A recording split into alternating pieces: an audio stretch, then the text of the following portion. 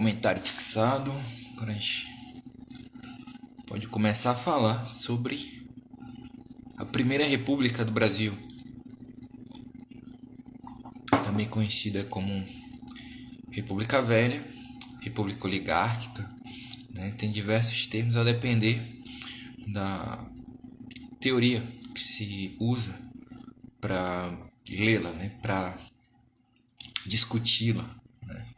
Geralmente os marxistas eles preferem essa terminologia de oligárquico, né, para mostrar o aparato econômico que está por trás, estaria por trás, na verdade, da política, né? A gente sabe que não é só isso que vai determinar a política, muito diferente do que certos youtubers gostariam de ensinar por aí nos seus vídeos, né? Não é assim. A história ela é mais do que a economia, né? Tem muita coisa além disso.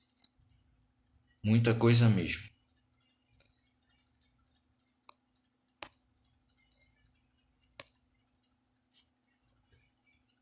Então vamos começar logo falando. Fica gravada.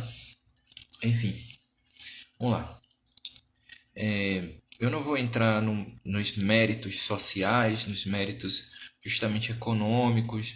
Não vou, quer dizer, vou ter que entrar em certos méritos econômicos, mas não vai ser a base da minha exposição, né? Isto aqui é uma aula de história mais política, né? Então eu vou falar mais da transformação do Estado, do regime, né? De monarquia para república, dessa mudança. Vou falar do aspecto de instabilidade, né? Da instabilidade que surge posterior à proclamação da República, principalmente até a presidência de Campos Salles, de Prudente de Moraes, né? Porque Campos Salles é aquele que vai fazer com que o Estado republicano ele ganhe uma forma de como é que eu posso dizer? Uma forma de atuação interior, né? Então, as relações entre o parlamento e o executivo, elas vão se estabilizar a partir da presidência de Campos Salles. Antes de mais nada, esta aula ela está sendo principalmente baseada nos textos de Ângela Alonso, né? Ideias em Movimento, né? A geração de 1870 na crise do Brasil Império, Brasil Imperial, a Invenção Republicana de Renato Lessa, a República Revisitada de Cláudia Viscardi, né? Que na verdade ela é a organizadora do texto, né? do livro, mas existe uma série de textos que estão ali, né? Textos do Christian Lynch, né? Que é um dos caras que mais falam sobre a história constitucional do Brasil, né? Principalmente da República.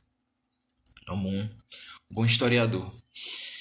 E o outro é a da Maria Teresa Melo, que é a República Consentida, né? Que ela trabalha a ideia de hegemonia que leva, né, hegemonia no sentido gramsciano, né, ou seja, de criação de uma classe de intelectuais que impõe um repertório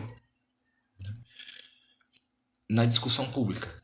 Né? Então, a ideia de democracia, a ideia de evolução, todas essas coisas estavam atreladas à República. Então, quando a República acontece, ela já estava antes fundamentada no seio da sociedade através dessa opinião pública que foi formada pregando os conceitos republicanos.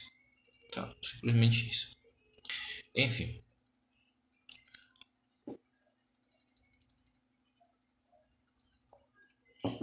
Quando a República começa, ela uma das coisas que mais se nota com relação à Primeira República é o fato de ela ter ausências. Boa noite, Bruna. Tudo bom?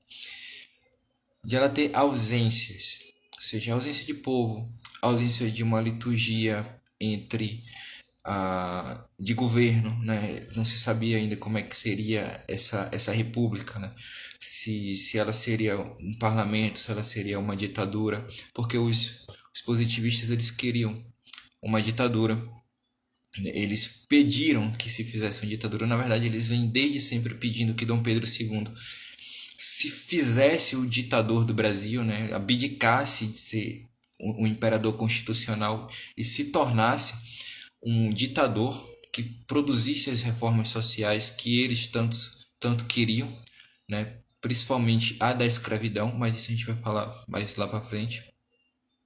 Então, assim, a república ela surge dessa forma, sem nada, né? Sem um corpo unificado de pessoas que vão produzi-la, né? Ela surge sem o povo, né? Na concepção do Quintino Bocaiúva, que ao olhar a proclamação ele só vê militares, né? E ele disse lá que os militares eles dariam a forma republicana, né? O primeiro texto que ele escreve sobre a república, ele fala sobre isso. Não, os militares fizeram a república e agora, pelo menos até esse momento, ela vai ter um caráter militar.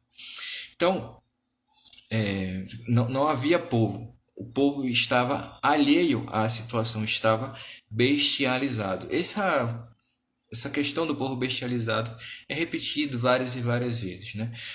Por que o Quintino Bocaiúva fala isso? Ele fala isso porque a concepção dele de povo não é a mesma que a de outros grupos sociais, por exemplo, né? Então, um militar ele achava que o povo estava lá por quê? Porque o soldado ele se sentia o cidadão por excelência, né? Então ele achava que o povo estava bem representado, por quê? Porque era o exército que estava fazendo a república. E o exército encarnava a vontade popular. Então havia essas discordâncias, né? Então a república ela se cria nessa ausência de uma unidade intelectual, uma unidade de projetos, uma unidade de ideia de povo, tá? Então, simplesmente isso. Então a república surge com ausências. Mas por que a república surge com ausências? Por uma coisa simples. Porque ela é feita sem uma hegemonia, né? Sem uma homogeneidade dentro dos grupos, né? Que permeia os grupos que a construíram ao longo de 20 anos. É importante vocês entenderem isso, né? A Maria Teresa de Chaves Melo, que eu já falei no início da live, no livro dela, A República Consentida, ela diz que ela remonta uma frase, né? Ela traz uma frase no finalzinho do livro de um dos caras que queriam a República, né? Que é o Euclides da Cunha, né? O Gilberto Freire chega a dizer que o Euclides da Cunha tinha namorado a República, né? A República era essa mulher que uma geração de jovens tinha namorado, né? E o Euclides da Cunha era um desses rapazes. Então, o Euclides da Cunha diz que não se deveria confundir a república que passava a existir, né, com o golpe militar, com a república que havia sido construída pelos seus congêneres, né? Ou seja, pelas pessoas que faziam parte dos grupos sociais que debatiam a república no jornal, na Rua do Ouvidor, né, fazendo os mítins, viajando, né? O Silva Jardim chega a viajar com o Conde D, né, no mesmo navio, o Conde D para tentar fortalecer a monarquia em 1889 e o Silva Jardim para pregar a república. Então, essa república que havia sido construída por esses caras, ela não deveria ser confundida com aquilo que foi feito pelos militares. Tá? Então, já se nota daí um certo dissenso, né? Ou seja, não existe uma ideia de república que seja igual para todo mundo. Por quê? Porque a república ela é construída, ela é feita por aquilo que ficou conhecido como geração 1870. Ou seja, durante a construção do Império, o grupo protagonista foi o grupo conservador do Partido Conservador dos Saquaremas. Então, a ordem imperial é uma ordem saquarema, tá? Então, fixem isso. Aliás, se vocês quiserem anotar, vão anotando as informações aqui. Não vão achar em escola, tá? Vai ser difícil vocês acharem outro lugar. Então, anotem mesmo. Né? Não vai cair no Enem, né? O Enem não liga mais para a história do Brasil. Só teve 2 questões de história do Brasil no Enem da última edição, mas vai servir para alguma coisa na sua vida. Tenha certeza disso. Tenha certeza disso. Em algum momento você vai utilizar as coisas que eu estou falando aqui. Né? Conhecimento nunca se joga fora, nunca é demais. Enfim, então a ordem que foi criada foi a Ordem Saquarema. Tá? Então, se existe um grupo que domina, existem grupos que estão de fora. Correto? Então, estes grupos que estavam de fora, esses grupos que estavam alijados da vida pública, mas que também eram formados para a participação da vida pública, eles começaram a contestar esta ordem Saquarema. Ou seja, eram pessoas que estavam ligadas à economia escravista, né? Por exemplo, um Joaquim Nabuco, ele vinha, né? Ele não era escravocrata, ele não tinha afeições à escravidão, ele não era um defensor da escravidão. No entanto, a sua família, ela participou da escravidão. Claro, nós não podemos condenar isso porque era algo da época, tá? Nós temos que ter um senso histórico, assim, na palavras do Gadamer, né? Então, ou seja, nós não podemos descontextualizar os fatos, né? É fato que a família Nabuco de Araújo participou, enriqueceu também através da escravidão? Sim, sim, né? É fato que Joaquim Nabuco via em Massangana escravidão? Sim, sim. É fato também que ele não era favorável à escravidão? Sim, também é fato, né? Também é fato isso. Então, esses grupos, né, pessoas que eram formadas na, nas faculdades de direito, né, porque a intelectualidade brasileira que não se dissociava do político, do meio político, né, eram principalmente bacharéis em direito, tá? Que se formavam e se colocavam, né, como participantes da vida política no Brasil. Então, eles já vinham de famílias que, né, estavam dentro dessa ordem Saquarema, essa ordem que pregava uma assimilação, né, uma unidade entre a escravidão, né, o indianismo romântico e a religião de Estado, né? Então, o indianismo ele dava a imagem do que seria o Brasil, né? A literatura sendo feita, sendo realizada, sendo escrita para que as pessoas elas procurassem se identificar com os elementos indianistas, né? Perdão. Ou seja, o Brasil ele era a junção mestiça entre o branco português e o indígena, né? O negro ele estava alheio à formação nacional, tá? Ele não era visto como um elemento colonizador, como o João Capistrano de Abreu vai colocar, né? Ele tem no negro alguém que também participa da colonização, né? E aqui colonização não no sentido de extração de recursos, né, como as pessoas tentam fazer parecer que é, mas no sentido de criar uma população, né? Então, o negro, para o Capitão de Abreu, participa disso, mas o Capitão de Abreu já é do final do século XIX, né? Para o José de Alencar, o negro ele estava de fora disso. O mestiço estava de fora disso, o mestiço de branco com negro. Enfim, a religião de Estado seria o catolicismo, né? Que serviria não para a pregação evangélica, mas um catolicismo submetido ao Estado que faria a regeneração moral, o que é algo completamente complicado de se falar com relação aos clérigos do século XIX, pelo menos do começo do século XIX, ali até a década de 50, né, no começo da década de 60, porque os clérigos eles não tinham uma vida moral muito exemplar, digamos assim, né? Então, principalmente o clero secular, né? Mas também as ordens religiosas elas não eram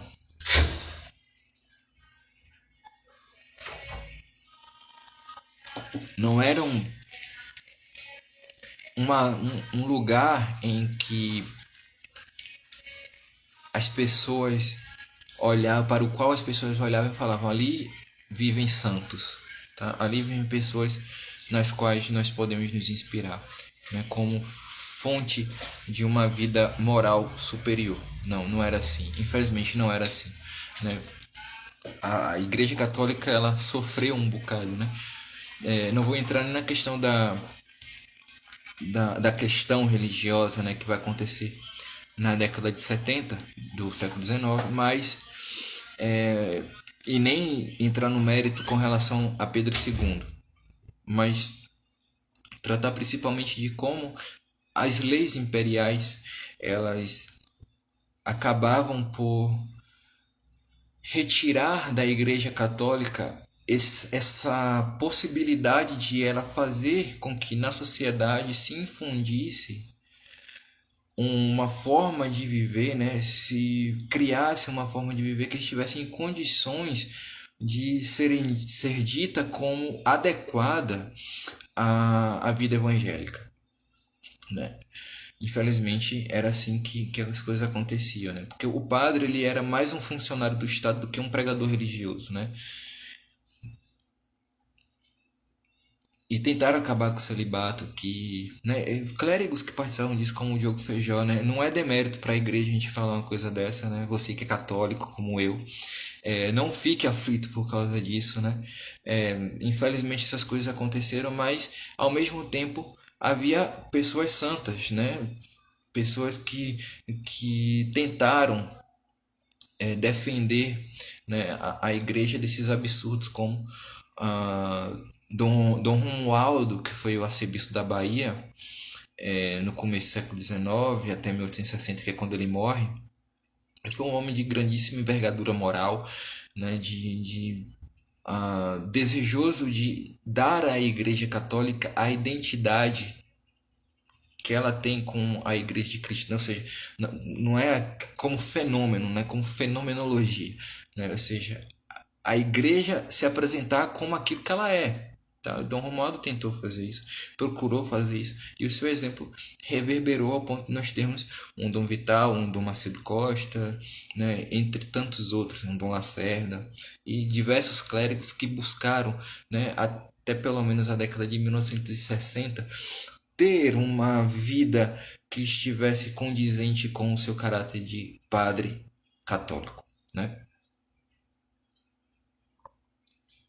Então, por exemplo, com relação a essa questão do catolicismo servindo como essa criação de uma opinião pública, essa criação de, né, através da educação e tal, de um povo homogêneo, né, essa coisa toda A, a gente pode ver no exemplo de Dom Pedro II com o desejo dele de ver principalmente não ordens contemplativas, mas ordens ativas, né? Ordens que trabalhassem com os pobres e com educação, como os lazaristas, como os capuchinhos, né? Os capuchinhos são uma ordem, né? Eles vivem em convento, mas eles estavam sempre resolvendo conflitos no Brasil, né? Conflitos entre brasileiros e indígenas, né?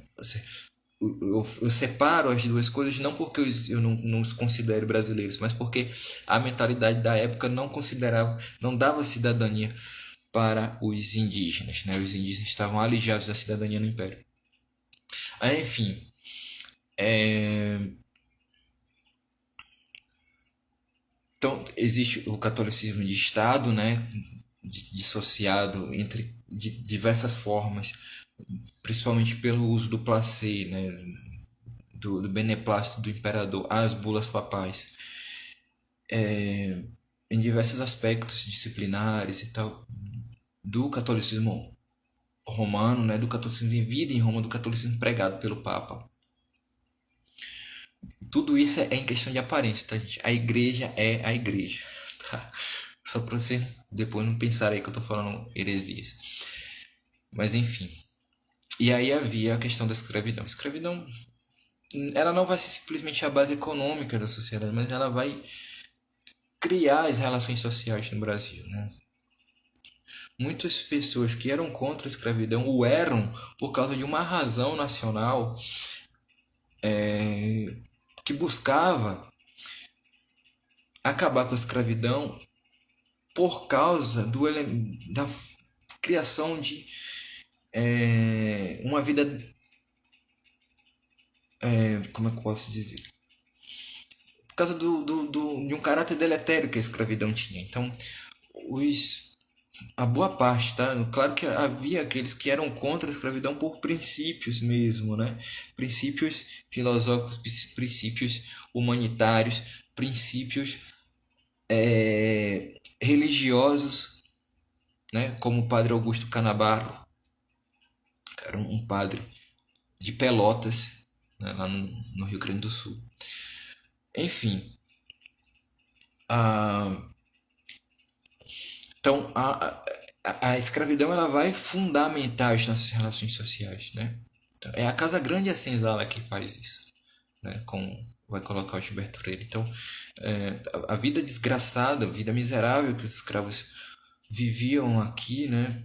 Não era ruim somente para os escravos, mas seria ruim também para os senhores, porque eles acabavam com se desfigurando, sabe? Quando nós nos fazemos senhores de outro homem, nós acabamos por perder parte da nossa própria humanidade, porque nós não fomos feitos para isso, né? Nós fomos feitos para dominar o restante da criação, né? Nós nos fazemos senhores da criação no sentido de que nós somos imagem e semelhança de Deus e Deus nos deu esta ordem de dominar a, a criação, né?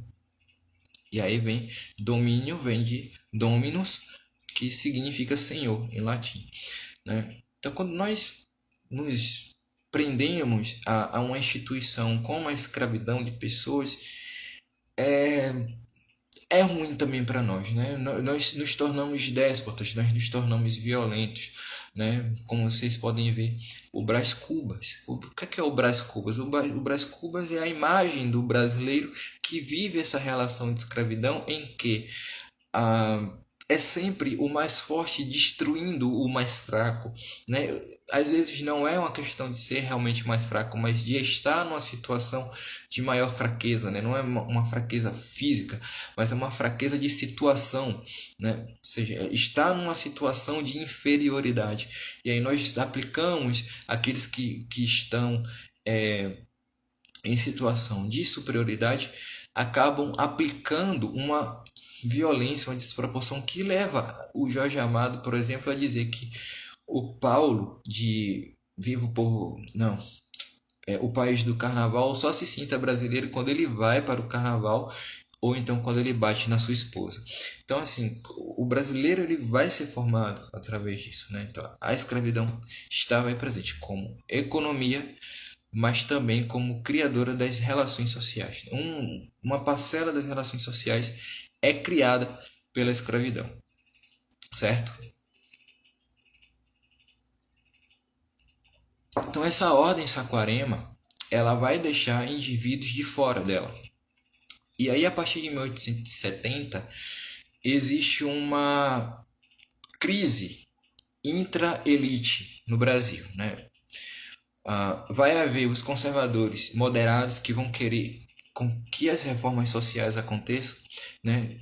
A gente pode ver na figura do Visconde do Rio Branco isso, né? O Visconde do Rio Branco não queria acabar com a religião de Estado, tanto é que ele vai reafirmar isso na disputa com os bispos na questão religiosa. O Visconde do Rio Branco não queria acabar com os privilégios que ele tinha. No entanto, o Visconde do Rio Branco ele pensava em criar uma opinião pública mais abrangente, né? E por isso ele fez uma reforma educacional. Com essa reforma educacional, muita gente foi contra, tá? E ele também fez uma reforma dentro da economia, que foi a lei do ventre livre, né? Em que as crianças nascidas a partir daquele momento elas estavam livres, elas não levavam, né? Elas não saíam, não traziam do ventre da sua mãe a situação de escravidão. Né? Nesse sentido, o Brasil era romano, né? Em Roma era assim que as coisas aconteciam. Mas enfim. Então o Visconde do Rio Branco ele vai promover essas reformas. Muita gente foi contra isso, né? Tanto do Partido Conservador quanto do Partido Liberal. Porque isso no futuro levaria, né? A escravidão ela estava ferida de morte por causa disso, né? Em algum momento deixaria de haver escravidão no Brasil por causa justamente desta atitude do Visconde do Rio Branco, né? Então, em algum momento só haveria as crianças nascidas no Brasil depois da lei do ventre livre. Acabaria a escravidão ali. E a reforma educacional ela promove, né, ela facilita o ingresso de diversos grupos que nunca tinham tido acesso ao ensino superior no Brasil, né? No Brasil, as faculdades de direito elas serviam como um elemento de preparação para a política, né, como eu já falei. Então, os caras eles entravam nas faculdades de direito, eles se formavam ali e eles se dirigiam para os cargos públicos, né? O funcionalismo público era a vocação dos brasileiros. Então, o que é que acontecia? Cara, se formou bacharel. O que é que vai acontecer com ele? Ele vai se tornar um deputado, né, provincial ou um deputado geral. Ele vai se tornar um presidente de província. Né? E ele vai posteriormente galgando espaço, né? Ele vai se tornar um juiz de paz, ele vai se tornar um juiz de fora, ele vai entrar nos cargos públicos para ir se preparando para no futuro ele fazer parte das instituições vitalícias do Império, né? Que seria o Senado e o Conselho. Esses lugares eles são os lugares privilegiados dos conservadores, né? Os conservadores eles estavam em maioria tanto no Conselho, né? Os saquaremas estariam lá, tanto no Conselho quanto no Senado. Bom, então acontecia isso. Só que com a reforma do Visconde do Rio Branco, não houve mais espaço para todo mundo, tá? Principalmente porque havia não havia mérito para um ingresso na vida pública, na vida política, né? Não havia mérito. O que havia era uma situação de apadrinhamento, né? Ou seja, aquelas pessoas, aqueles homens que já estavam há muito tempo participando da vida política. Eles acabavam apadrinhando jovens que seriam talentosos e tal. E trazia esses jovens para eles, né? E aí essas pessoas no futuro eles iriam substituí-los nas suas funções. Só que acontece, em décadas o império ele formou 400, né, assim, arredondando, não foram 400, né, mas arredondando cerca de 400 bacharéis, né, em décadas. A partir da reforma de Rio Branco havia 2.000 bacharéis no Brasil, né, formados, que estavam saindo. Não havia espaço para todo mundo. Então as pessoas elas estavam alijadas da vida, elas, não, né, elas eram formadas para aquilo, mas ao mesmo tempo elas não podiam participar. O que é que isso acontece? O que é que isso vai gerar? Vai gerar a contestação. Essa é a geração 1870. É a geração que vai contestar a ordem saquarema, né? A ordem vai contestar a escravidão, vai contestar a religião de Estado e vai contestar o indianismo, né? Vamos começar por esse último. O indianismo ele vai ser principalmente contestado. Essa contestação do indianismo pode ser vista principalmente na querela entre Joaquim Nabuco e José de Alencar, em que o Joaquim Nabuco ele vai fazer questão de lembrar que nós não somos indígenas, nós somos ibéricos. Nós não fomos formados pelo índio, né? O caráter nacional do Brasil é português, tem herança portuguesa. E aí vai haver a ressurreição de Camões. Isso não está de fora de um contexto, tá? Porque essa geração 1870 trazia para si o repertório da geração 70, 1870, de fora. Então, os portugueses eles estavam revitalizando Camões. Eles estavam revitalizando Camões e a geração 1870 brasileira tinha contatos diretos, tá? Eram pessoas que se comunicavam epistolarmente, que se conheciam de visitas à Europa, que tinham um contato verdadeiro, tá? Eles não simplesmente liam os seus textos, mas simplesmente eles conheciam essas pessoas, né? O Oliveira Martins, por exemplo, que é um historiador português, né? Então, os portugueses estavam revitalizando Camões, tá? Então, assim, essa ideia de Camões como poeta do povo lusitano, ela não é algo distanciado de nós. Ela começa a acontecer no século XIX, há 200 anos atrás, certo? Menos de 200, na verdade, né? Porque vai fazer 200 em 2070, né? Então, são os começos, né? Para lá de 2070. Tá entendendo? Então não é algo que está distante. Então essa imagem que nós temos de Camões é uma construção do século XIX. Tá? É a fundação de uma nova tradição. É a criação de um novo herói. Tá? Para quê? Para combater a ordem. Então, o Joaquim Nabuco vai trazer isso. Essa discussão toda, ou seja, separa-se o indianismo e traz o português plástico, né? Que faz a mestiçagem no Brasil. Então, isso que está no Joaquim Nabuco, que está no Machado de Assis, né? Isso vai ser pego pelo Gilberto Freire para falar sobre o Brasil. Isso vai ser visto hoje nessas discussões atuais ainda sobre a obra de Gilberto Freire em torno da ideia de democracia racial, que não é algo que Gilberto Freire falou tanto assim, né? O Gilberto Freire fala de democracia étnica, né? Ou seja, que no Brasil não havia cidadãos de segunda categoria por causa de sua cor, por causa de seu sangue, né? No Brasil isso não aconteceu, né?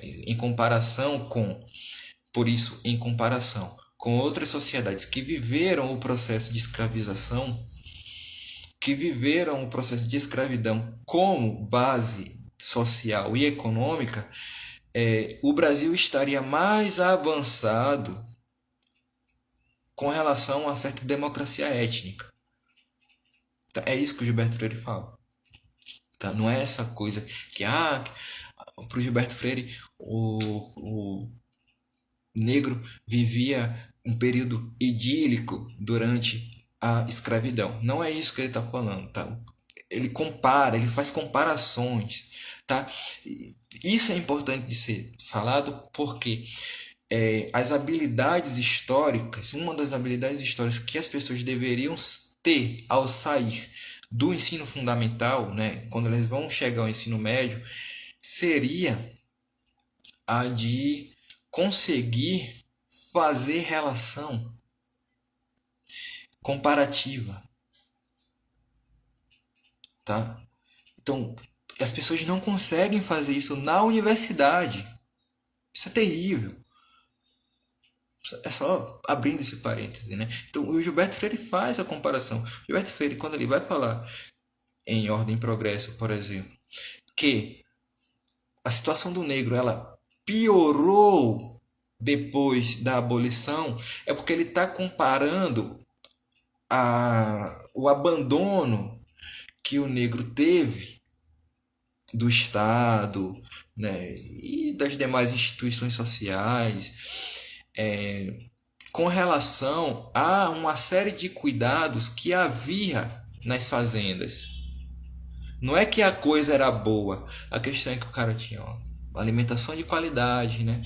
Ele tinha a sua própria roça, né? Então assim, não é que era um paraíso, mas é que havia atenuantes que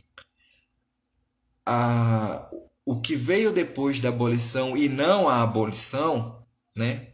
Que ninguém vai ser a favor. O Gilberto não era a favor da escravidão. Longe disso, Deus é mais falar uma coisa dessa, né? Mas que o pós-abolição não correspondeu, não manteve. É simplesmente isso, certo? Então, isso vai estar já na geração 1870. Então, essa é a contestação do indianismo. Contestação da religião de Estado. Né? Havia um processo de desejo de secularização para que se retirasse a Igreja Católica da vida privada das pessoas. Né? Isso é o que dizem. Né? Ou seja, queriam secularizar. Isso era até projeto do Rio Branco, do Visconde. Que se secularizassem os cemitérios, que houvesse a instituição do casamento civil, tá? E o ensino. Então, o ensino público deveria ser laico. Então, para isso, entendiam as pessoas, né? E diversas outras coisas, né? Por exemplo, um deputado ele tinha que jurar pela religião de Estado, né? Os caras não queriam fazer isso porque eles não acreditavam, né? Eles eram positivistas, né? Eles não acreditavam mais em Deus, eles acreditavam na humanidade, né? O grão C é a humanidade para eles, né? Segundo Comte. Então, começa-se a ter essas contestações, né, com relação à religião de Estado e tal. E isso vai ser reforçado quando o catolicismo ele tem uma reviravolta ultramontana, né? Eu falei que não ia me estender nisso, né, mas a gente precisa falar. Tem uma reviravolta ultramontana e vai começar a acontecer um processo de desnacionalização da igreja no Brasil, através de bispos como Dom Vital, que já falei aqui, Dom Macedo Costa, Dom Lacerda, Dom Viçoso, né? Dom Lino, que era o bispo de São Paulo. Então, não havia tantos bispos assim, né? Nesse momento. Então, quando esses bispos eles começam a disciplinar, querer disciplinar o clero e o povo católico, de acordo com as direções do Papa, o Estado ele começa a, né, ver isso como uma ameaça. Então, até mesmo a geração 1870, né? O Joaquim Nabuco mesmo, ele antes da conversão dele, né? É preciso deixar claro, né? Posteriormente ele vai se tornar católico de ir para a missa com o livro na mão, né? Ou seja, com o missal para ficar acompanhando as orações. Ah, então, o Joaquim Nabuco, antes disso, né, durante a querela com os bispos, ele vai achar que o processo de romanização da igreja no Brasil vai ser uma ameaça, porque a igreja independente seria ruim para o Estado, né? Havia outros que queriam mesmo, o Saldanha Marinho, ou nacionalizava a igreja de vez, ou para ele separava logo igreja e Estado, né? Então, vai haver essa contestação e a contestação da escravidão. Bom, a escravidão vai ser vista, como eu já falei, como elemento deletério. Todo mundo vai ser contra a escravidão nesse momento, né? Só que alguns, eles tinham uma impressão de que a escravidão ela deveria ser mantida por mais tempo, né? E tinha outros que queriam por causa da ordem, né? A Ângela Alonso ela aponta que a geração 1970 ela não é revolucionária, ela é reformista, justamente por causa disso. Eles não queriam romper com a ordem, né? Deveria haver ordem e progresso, de fato, né? Então eles não queriam acabar com tudo, né? Tinha que ser as coisas muito bem dirigidas, porque senão poderia acontecer graves problemas sociais no Brasil, né? Eles tinham medo de que acontecesse no Brasil o que aconteceu nos Estados Unidos, né, que foi uma guerra civil, e também o que aconteceu no Haiti, né, que foi uma revolta popular que levou à morte dos senhores, né? Fizeram um reino no Haiti somente de negros e tal, né, que foi proclamado por ex-escravos, né? Apesar de que havia quem elogiasse isso, né? Principalmente aqueles caras mais jacobinos, né? Mas eles eram a minoria. Tá? A maioria achava que o processo deveria ser paulatino. E aí entra um componente interessante. A questão do oportunismo. Então, o que é o oportunismo? É a ideia de que as reformas sociais elas só passam quando existe uma opinião pública que as permita. Então, para haver a abolição, era preciso que, antes de tudo, houvesse uma opinião pública que estivesse certa de que a abolição deveria ser feita naquele exato momento. Então, o que vai acontecer? Alguns grupos eles vão entender que o tempo era da abolição. Outros grupos vão entender que o tempo era da federação. Outros grupos vão entender que seria o tempo da república, né? Então, essa disputa já revela que essa geração 1970 ela não era uma escola filosófica unida.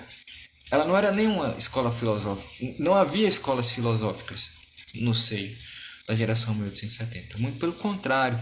O que havia era pessoas que estavam distanciadas da política por causa de uma série de fatores, né?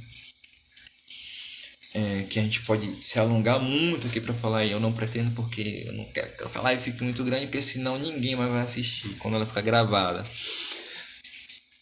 Mas o que havia então? Havia pessoas que estavam alijadas da vida política para a qual elas tinham sido preparadas e que contestavam a ordem para que elas pudessem participar, né?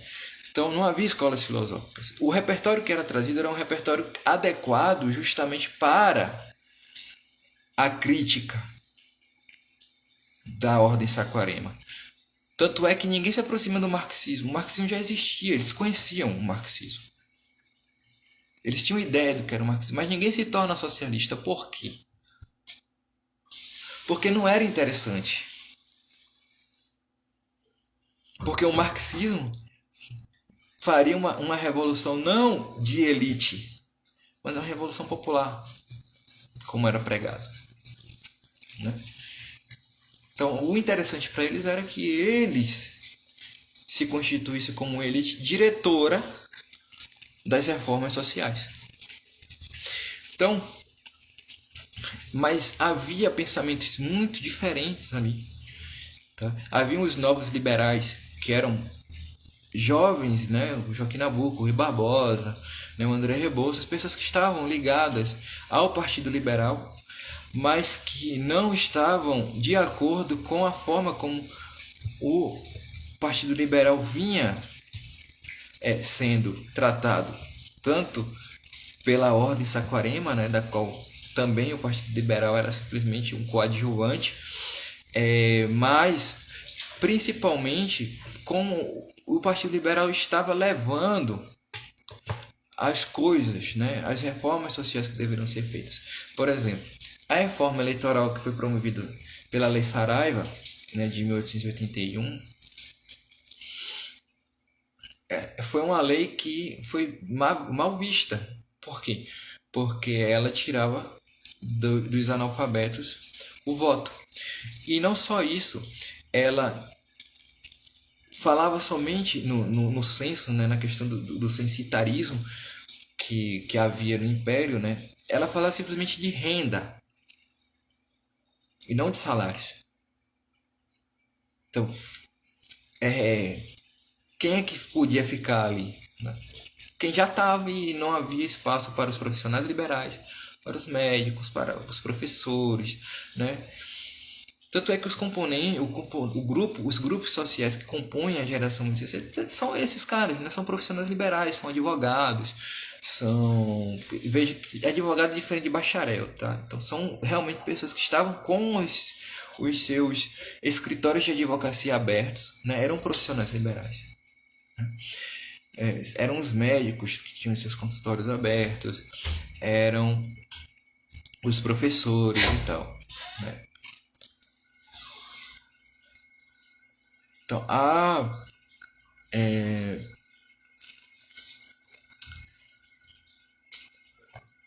os grupos que formam essa geração são esses, não são pessoas que estavam realmente de fora, né? Então, não eram fazendeiros, não eram, apesar de que alguns poderiam ser filhos de fazendeiros, mas, né, como os irmãos Salles, né? O Manuel Campos Salles e o Alberto Salles, em São Paulo. Mas, enfim, são grupos que não têm uma homogeneidade. São grupos que não têm um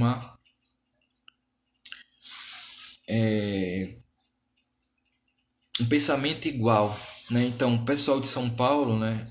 A Ângela Alonso, ela os chama de federalistas científicos, né? Pessoas que estavam pensando mais na questão política de São Paulo e principalmente econômica, né? Ou seja, São Paulo pagava impostos, né? Mas não recebia de volta muita coisa, né? Então, e havia uma complicação porque os paulistas eles estavam não havia obras públicas, por exemplo. Ninguém dava atenção para São Paulo dentro da política, né? Quem dominava a política eram os políticos da Bahia, de Pernambuco e do Vale do Paraíba, né? Que fica no Rio de Janeiro. Então, haviam os gaúchos, né, que eram mais próximos dos paulistas, mas eram mais positivistas, né? Então cada grupo desse, né, os novos liberais eram monarquistas, né, e os outros grupos eram todos republicanos. Então cada grupo desse, né, vai ter uma forma de ver a república, né? Os novos liberais são contra, né, então eles não querem mudança do regime. Então já começa aí.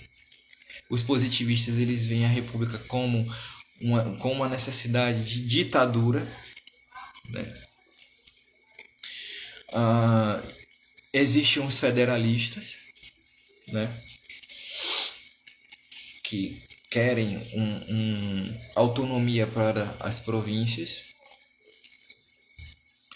Então, quando a república vai ser feita, quando existe o golpe republicano, quem vai construir o Estado republicano são essas pessoas que não concordam entre si. Então, o que isso vai ocasionar? Vai ocasionar uma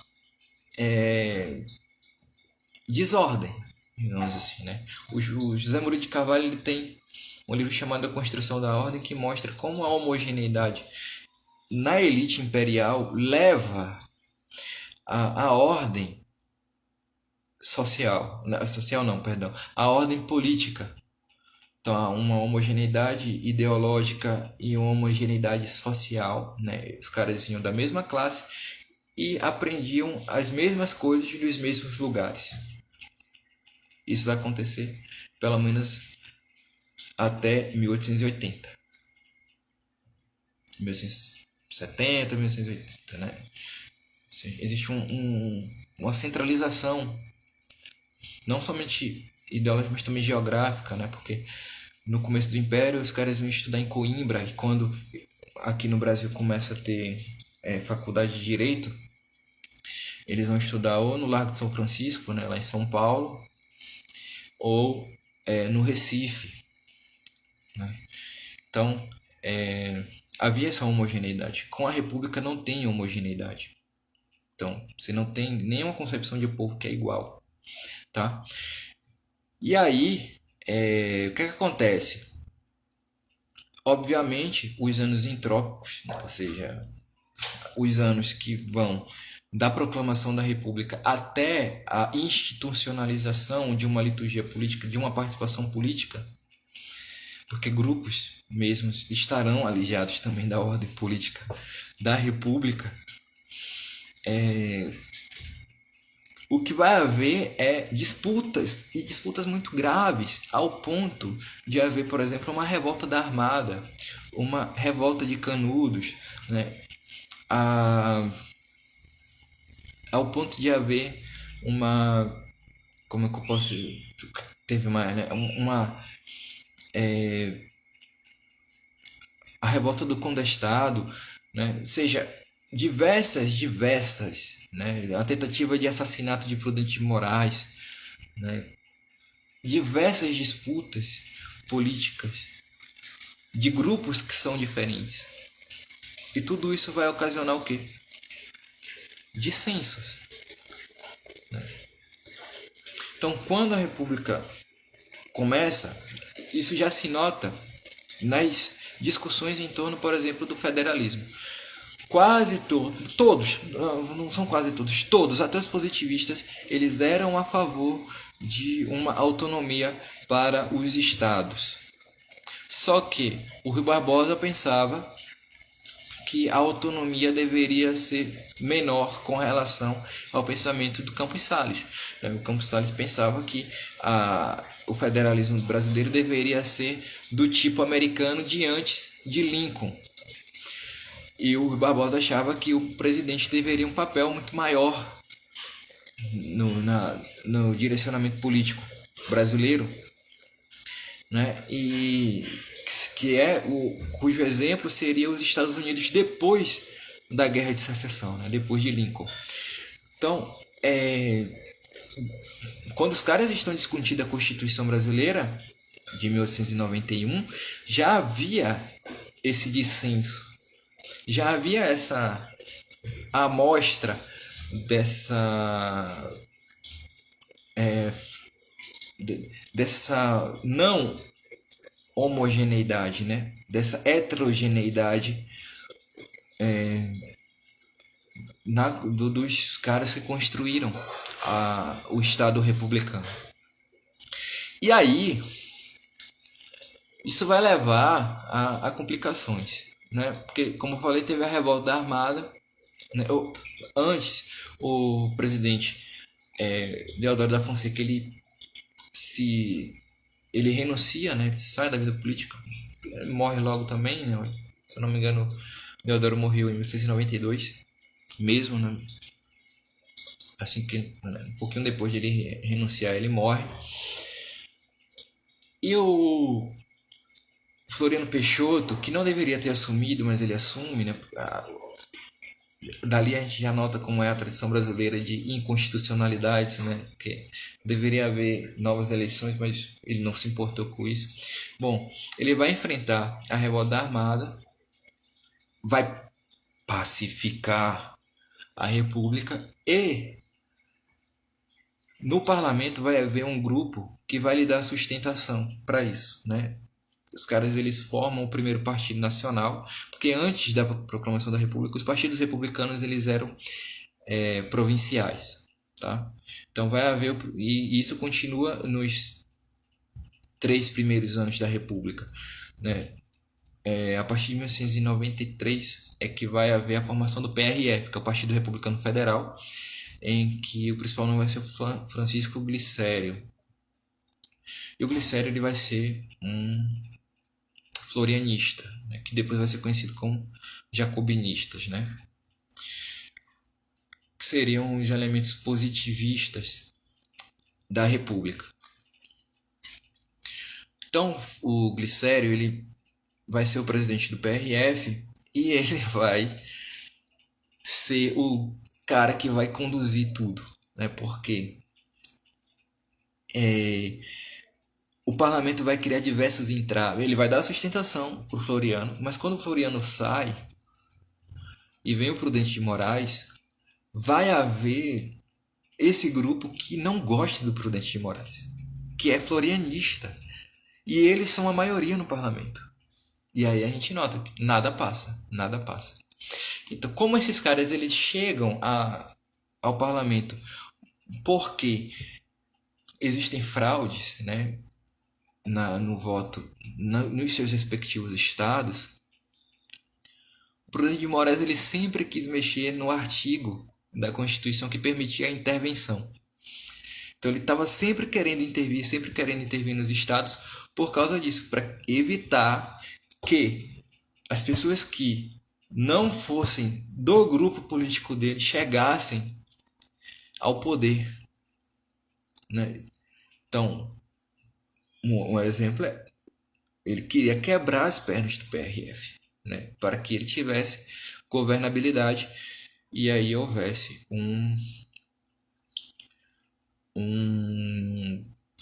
uma administração, tá bom? Mas por que isso acontecia? Porque faltava um poder moderador, né? É uma outra ausência aí, a ausência de povo, a ausência de homogeneidade e a ausência do poder moderador. Porque o que acontecia? Dom Pedro, segundo Renato Lessa, ele fazia ele estava lá com as duas cordinhas dirigindo, né, o processo de ascensão do poder. Então, uma hora ele colocava os conservadores, outra hora ele colocava os liberais, outra hora os conservadores, outra hora os liberais, que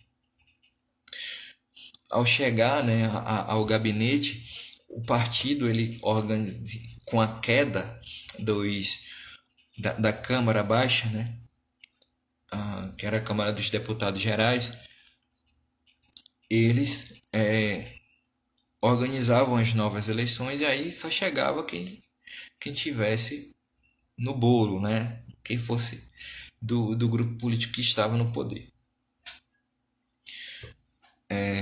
Então isso acontecia com a intervenção do poder moderador, né? Que demitia gabinete, formava gabinete, demitia gabinete, formava gabinete. E aí isso falta, né? Porque isso não permite que os projetos do Poder Executivo passassem porque não havia uma maioria nas câmaras, né? Porque aí agora o Senado também não era mais vitalício, né? O Senado era eleito diretamente pelo povo, né? O povo alfabetizado, né? Os homens e tal, acima de 21 anos e tal. Então, o que é que vai acontecer? Vai ser necessário criar uma forma de poder moderador para a República, né? O Prudente de Moraes queria fazer isso através da intervenção. Ele não consegue, né? Tentam matar o Prudente Moraes em 1897, né? Era um florianista, né? E não consegue, mas matam o rapaz. Ele acaba matando um oficial, né? Que tinha participado da guerra contra Canudos, que tinha abafado a revolta dos jagunços canudos, né? Do conselheiro. E quando o Prudente sai, Campos Salles volta, volta não, entra, né? Ele era o governador de São Paulo. Ele entra e a ideia dele é fazer isso, né? Criar uma liturgia para a República. É fazer com que haja a possibilidade da administração, que haja um substituto para o poder moderador, né? O que ele vai fazer isso?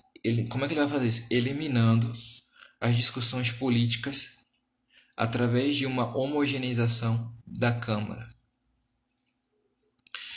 Então, o Campos Salles, ele vai criar, né, através de artifícios constitucionais e artifícios extraconstitucionais, ele vai criar a política dos governadores, ou política dos estados, como ele preferia chamar. O que vai ser isso?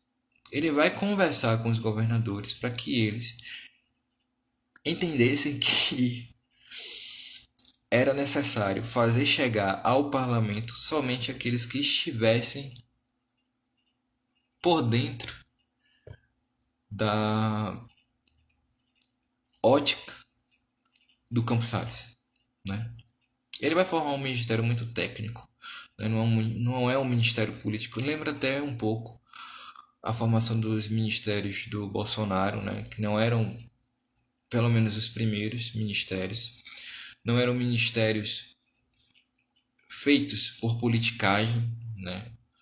Mas sim por causa de certos rigores técnicos, né? Ou seja, aqueles que eram indicados como os melhores nas suas áreas, né? Então, o Campos Salles vai fazer isso,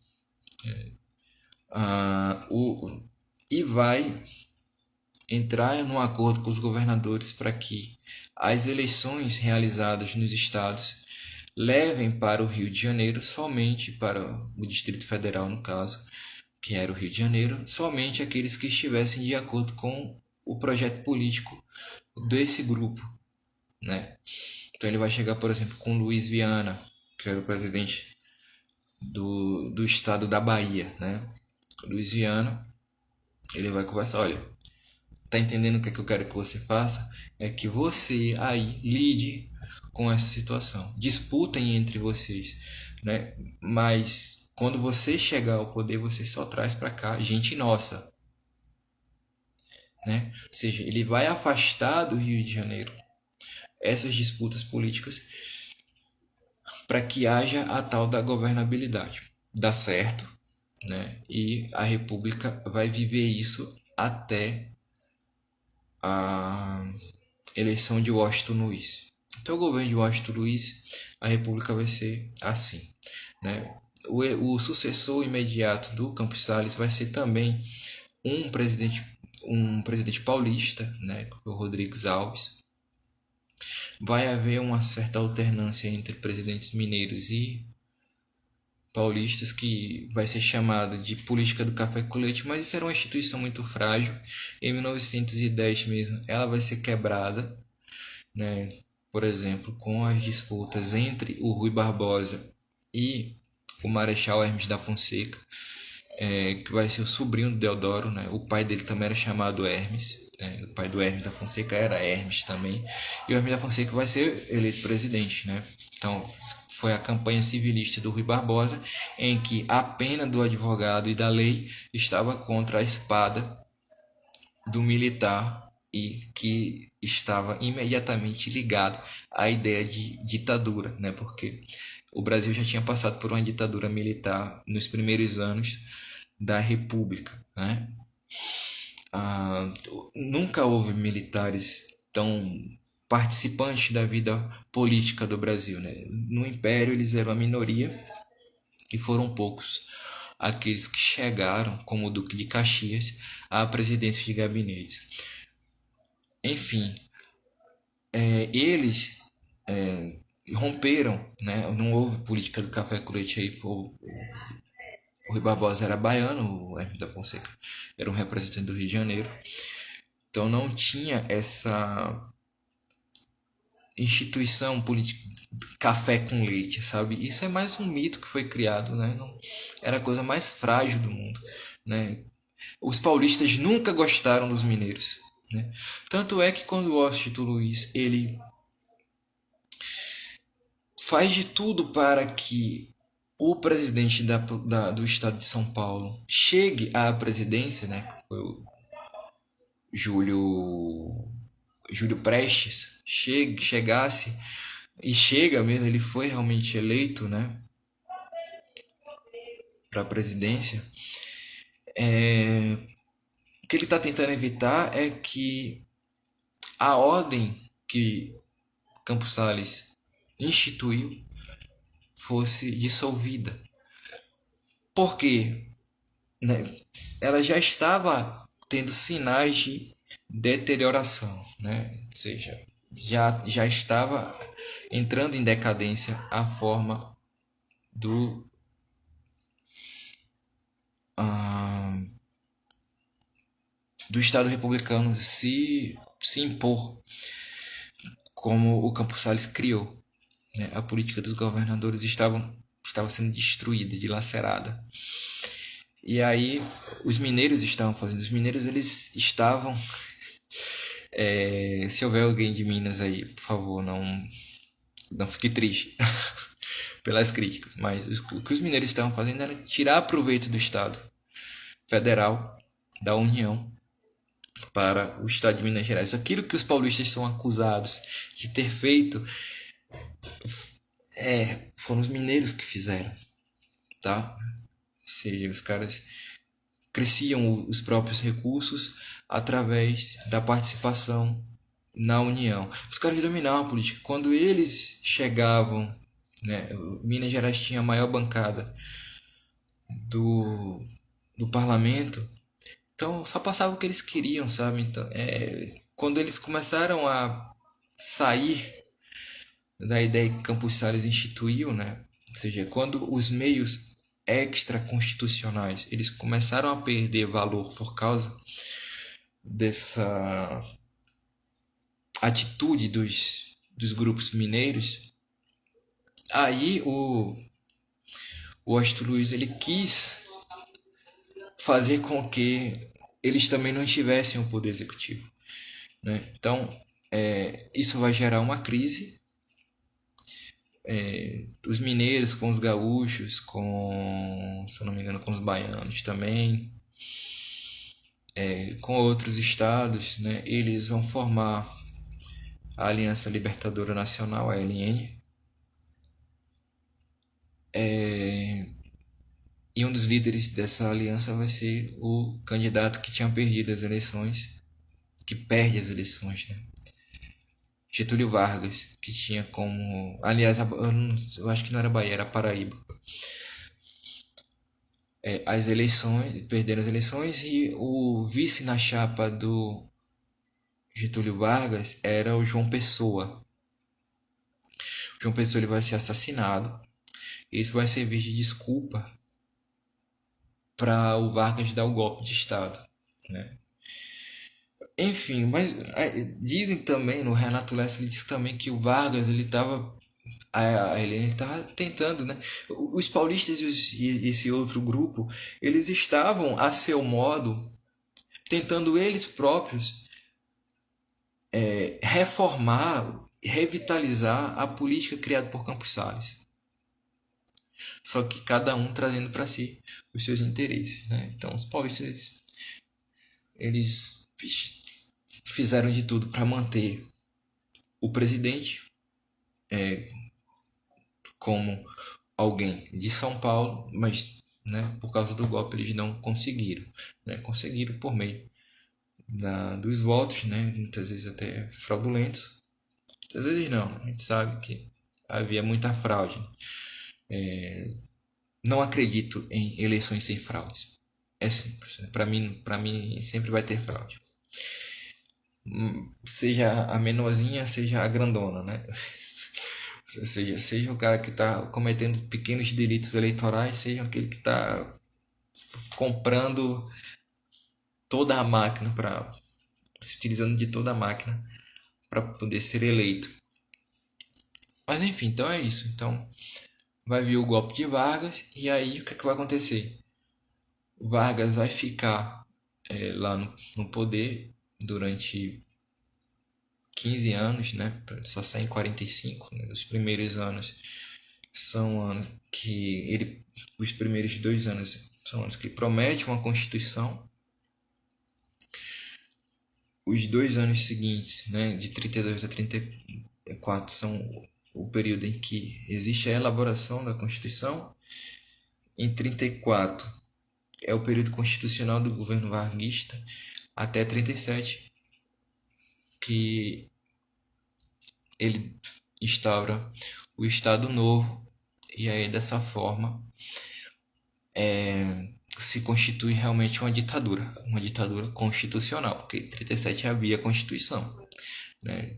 Constituição não é sinônimo de democracia, né? É simplesmente sinônimo de Estado moderno, de Estado de Estado moderno mesmo, a gente pode falar. Né? Ou seja, o Estado moderno ele tem leis que o regem, né? Mas às vezes é através de uma ditadura, né? Vai entender. Mas então é isso, né? Essa é a história da Primeira República, né? Não tem, não, como eu disse, eu não ia me aprofundar, mas dessa forma fica visível um monte de coisa para vocês, né? Ou seja, que não deve ser confundida, a República não deve ser confundida com o golpe militar, porque ela já tinha sido se colocado como hegemônico no debate público. E vejam só, por mais que as pessoas elas estiverem, não só por mais, mas por causa disso, né? Ou seja, como os caras que construíram a República, eles estavam de fora das instituições formais de poder, né, como o parlamento, né, as cátedras universitárias. Não as cátedras universitárias, eles vão ter algumas cadeiras universitárias sim, né? Perdão. Mas eles estavam fora do Senado, dos juizados, né, daquela coisa toda. Eles precisaram criar um ambiente para fazer propagar as suas ideias, né? E esse ambiente será o jornal, principalmente porque foi barateado, né, a partir desse momento, né, da década de 70 do século XIX. O papel não vai ser tão barato assim, mas montar uma tipografia vai ser mais barato do que antes. Então, não somente os órgãos partidários vão ter um meio de comunicação como o jornal, mas qualquer indivíduo poderá ter, bastando haver um certo recurso, né? E os jornais eles começam a se expandir. E aí eles vão ter esse meio de se comunicar. E principalmente os jornais ilustrados, né, como a Cidade do Rio, do José de Patrocínio, ou a Revista Ilustrada, do Ângelo Agostini. Né? Ou seja, os caras eles vão, através das figuras, eles vão quebrar um pouco do moral da monarquia, né? Porque vai ser sempre zombando, né? Eu já fiz um post aqui no Instagram sobre a revolta do Vintém, em que as pessoas elas ficavam chamando Dom Pedro de Pedro Banana. Essa história de Pedro Banana vem de uma das revistas, né? Se eu não me engano, da revista Ilustrada. Né? Vem de caricaturas que faziam no, no, nos jornais. Né? Com Dom Pedro sempre sendo mostrado como lerdo, como alguém, sabe, sempre com sono, seja em que a carruagem do progresso estava passando e Dom Pedro montava nessa carruagem, né, para fazê-la parar. Então, não se pode confundir o que os militares fizeram com aquilo que estava sendo é, germinado no seio da sociedade, sabe? Né? Ou seja, a opinião pública ela estava sendo formada de verdade, né? Pelos comícios, né? Os meetings, né? As conferências, né? Os caras eles andavam mesmo no meio da rua fazendo as suas pregações para cerca de 5.000 pessoas. 5.000 pessoas que paravam para ouvir um Lopes Trovão, que paravam para ouvir um Silva Jardim. Dezenas de pessoas que paravam para ouvir o Rui Barbosa, né? Dizem que o Rui Barbosa foi quem destruiu a monarquia através dos seus artigos no jornal O País. Não, é no País? Eu acho que ele estava escrevendo para o País e estava dirigindo o Diário de Notícias, né? Então, o Rui Barbosa, através de seus editoriais, ele quebrou o moral da monarquia. Ah, mas tinha muitos analfabetos. É verdade, tinha muitos analfabetos, mas havia figuras, havia leitura pública desses textos, havia as pregações, né? Os caras eles iam mesmo no meio da rua fazendo isso, né? E isso fazia com que eles tivessem um acesso ao povo que os políticos imperiais não tinham, os saquarembas não tinham. Os caras lá do velho Senado e tal, eles não tinham. Por quê? Porque eles não faziam isso. Entende? Então,